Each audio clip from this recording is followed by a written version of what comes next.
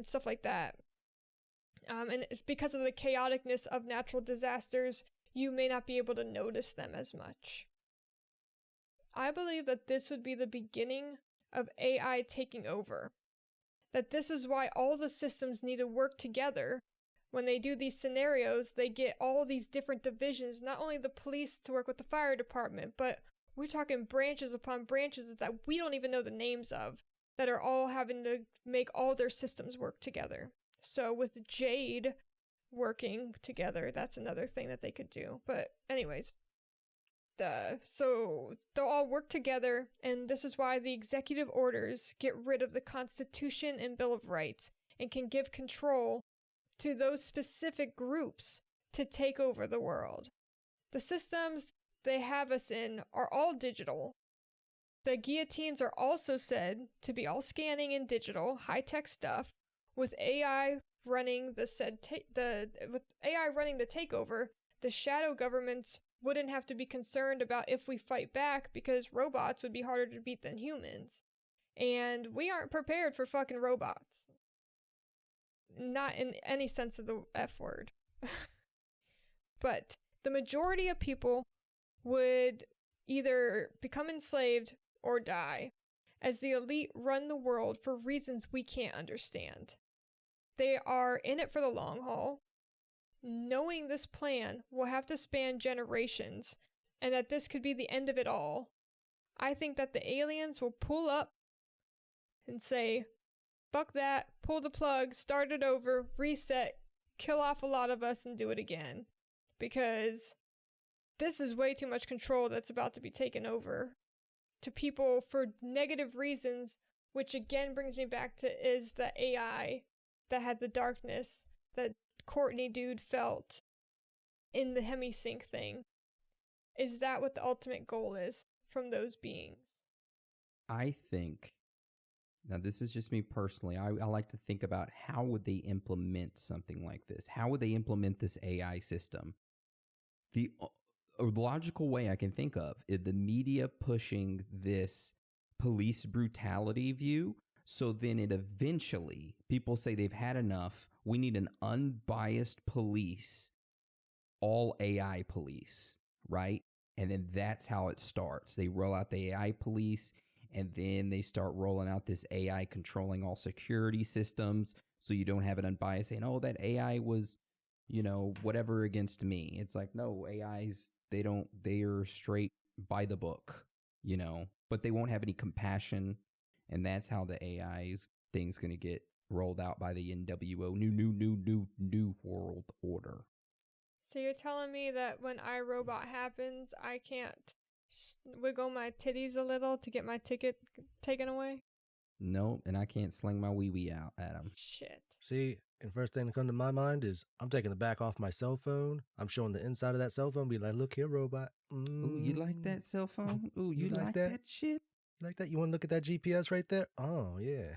I got a Note 9 sitting right next to me and an iPhone. You like that? You like that dirty shit? Oh. Little stick that comes out. Oh, look how it comes out right there. Oh, you like that. Oh, god damn, you nasty boy. You like a cougar? I got an iPhone 5 for you.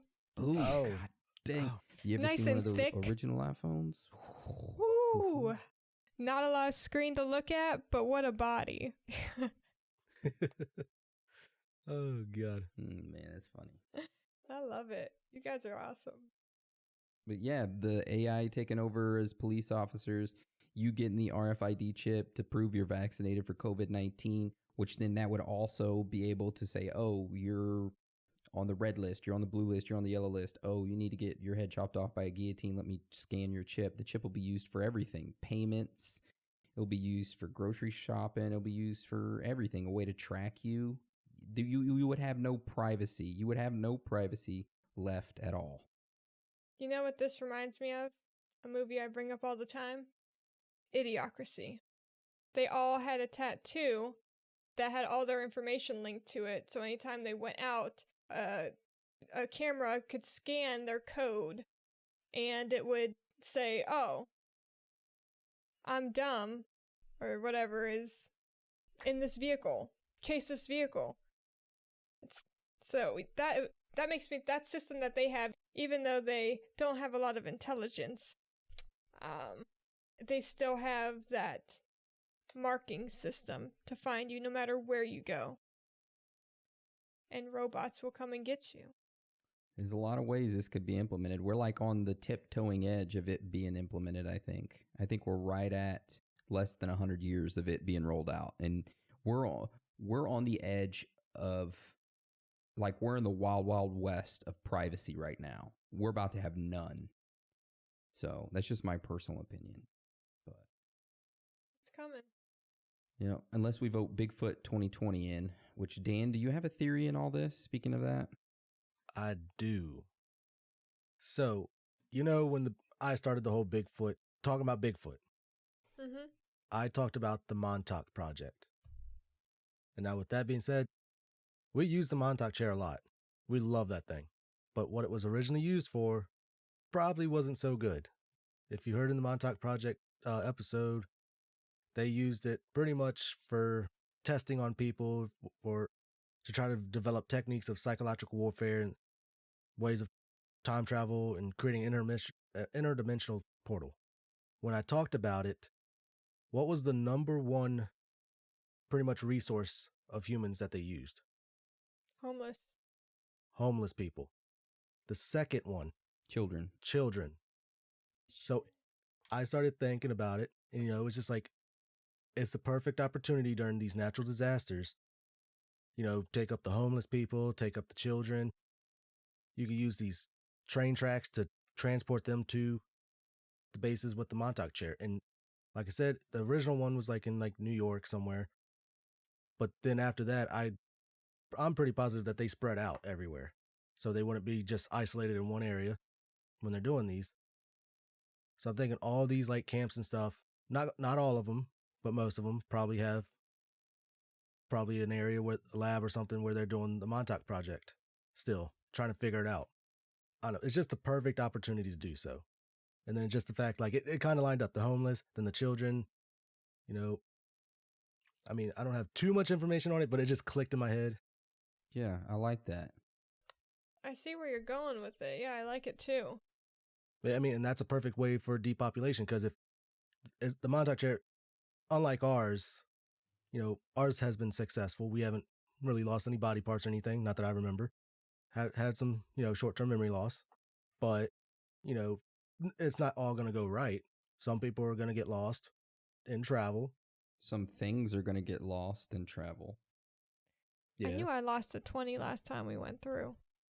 And that's funny. You lost money, I found money, so I'm just like, oh, was it 20? $20? Hey, maybe.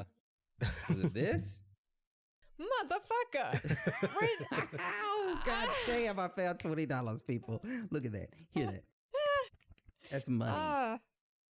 I was going to use that to feed my children. Well, I'll shoot it on over the next time we travel. Boom. Perfect. Yeah. But yeah, that's my theory. That's good, Dan. Yeah, I loved it. Anybody else got anything they want to add to the FEMA before we roll on out? Beware of green Walmarts. Yeah, for real. Yeah. Not saying that they're all bad, but it's kind of suspicious. All right. Well, everyone, make sure you check out our merch on the site. I want to thank you for joining us today. And again, thank you for your support. You are amazing. Every single one of you that is listening. We love you all. Without you, we would not be able to do this. So with that being said, Dan and Anna, you want to roll us out? Sure will. It's okay to be out of this world with your thoughts. Because you're not alone.